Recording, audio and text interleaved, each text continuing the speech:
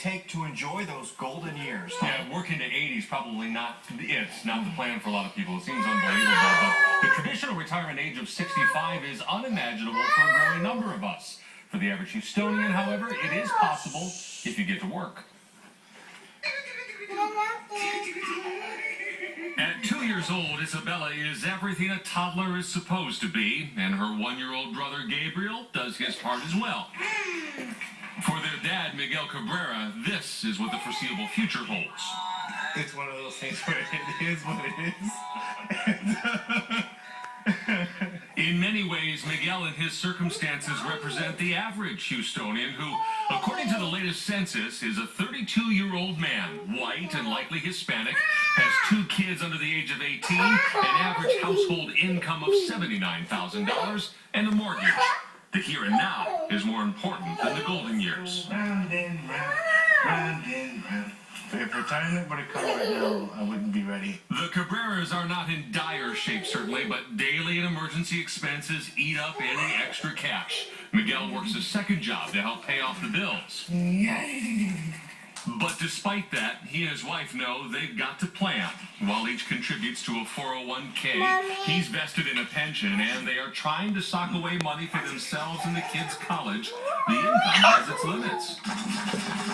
We have to put aside a certain amount of money for our regular bills and our regular expenses. And by the time we're done with all of that, we've got very little that's left.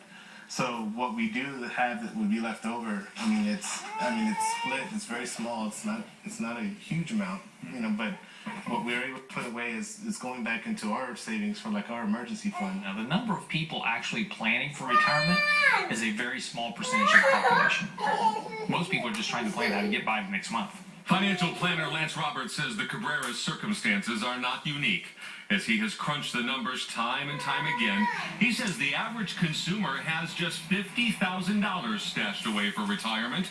Nowhere near enough. The problem, he says, is that we are terrible savers. Most people do everything backwards. They get their paycheck, they pay all their bills, and they look at their wife and say, why can't we save any money? The problem is if you get paid, do your savings first, pay yourself first for all your hard work that you've done, live on the balance, then somehow life will magically fit within that balance because you will adjust your lifestyle to fit within the balance of your spendable cash. So how much to save? Robert says 30 cents of every dollar you make. It is a lot of money, certainly, but possible if consumers were to live within their means and don't drive up their personal debt. The goal is having up to 90% of your pre-retirement income available to live on each year. For our average family, that's more than $71,000 annually.